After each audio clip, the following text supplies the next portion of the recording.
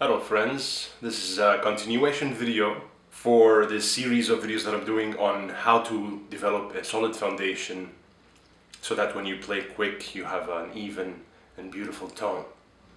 So this is part 3 of the video, and we will start focusing on planting and the idea of planting and preparation. If you think about it, every instrument or instrumental technique requires some sort of planting for solid playing. So if you think of pianists, they have the keyboard and they feel the keys before they play them.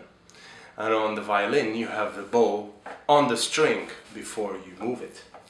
Same thing with wind instruments, you have the tongue on the reed or double reed, and there's the staccato practice that will develop both your embouchure and your tongue technique. So we are not special, and we do require some sort of preparation in order to have good technique throughout.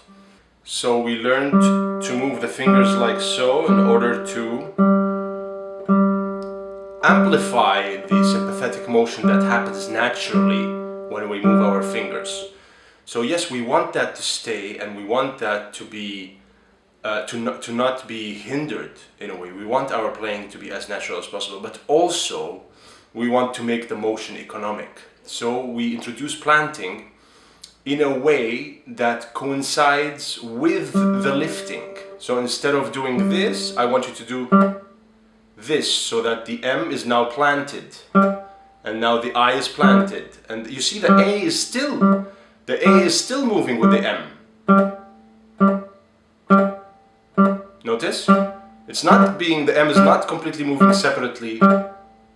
It's moving, still there's sympathetic motion, but there's the staccato practice also in free stroke. Notice the A how is moving, and the C is relaxed. There's some sympathetic motion in the C, but nothing is fixed, right? That's the point of doing the exercises in part 1, 2. If you are not familiar with them, go back and watch these videos. Now, besides this, I want you to also practice this. So I want you to go back and forth between this. So let's say 4 notes like this, and then 4 notes like this.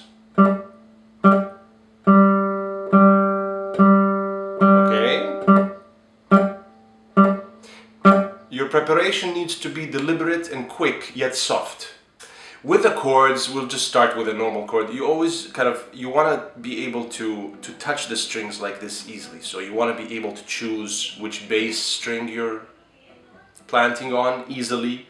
And also you want to be able to choose which fingers go where. You need to make sure that you have that ability. And you're landing on the flesh, right behind the nail, not really on the nail. So the playing, in actual playing, you're planting on the flesh, and then the pressure brings the nails to the strings, and therefore you can then execute.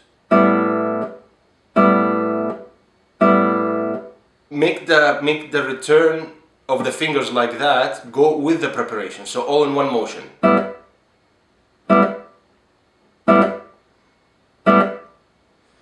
Once you do the playing, you have to let go so that they are ready to plant again. You cannot do this and then expect for you to be quick to plant.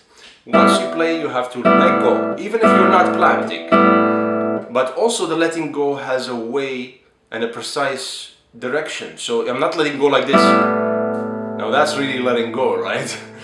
To let go only to where the fingers are behind the string again to play. So letting go is letting go, but within the limits of playing. So you're letting go, but you're not letting go like this. You're not letting go like this. You're not letting go like this, whatever it is. You're pushing out only in the beginning. As we said, we have to create the return physically. With time, this is going to become a natural return without you actually returning. But you are in control of where to stop the fingers from returning. Now, planting sequentially, but in package form. So for example, I'm going to play the P and then plant the IMA and then play, and back and forth like this. You see, the P plays, IMA plant, IMA play, P plants, and there's this kind of back and forth thing. So notice that fingers they let go again, same thing. Even when I'm planting with the thumb, so you have to pay attention that the planting of the thumb need not to affect the relaxation or the letting go of the pull inwards, right? So even when I'm planting the IMA, the thumb, the energy of it is dissipating in it, so that it's ready again to play. So let's say C major chord and do the same thing. So notice how the planting is working.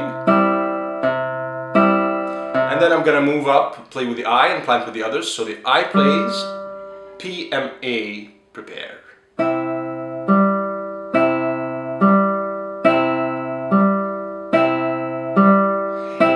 And focus on the plant to make it right in time.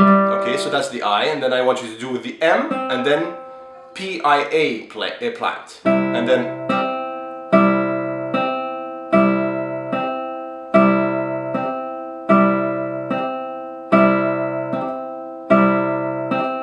finally A and PIM.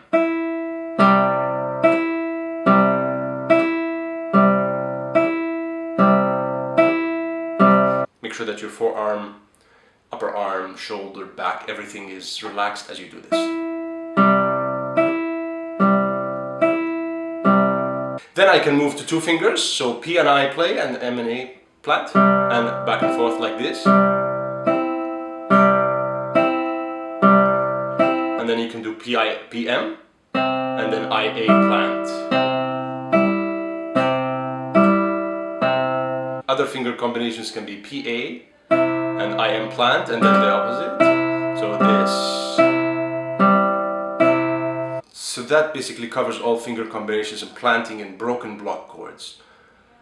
I will see you next time so that we can talk about arpeggios. Take care.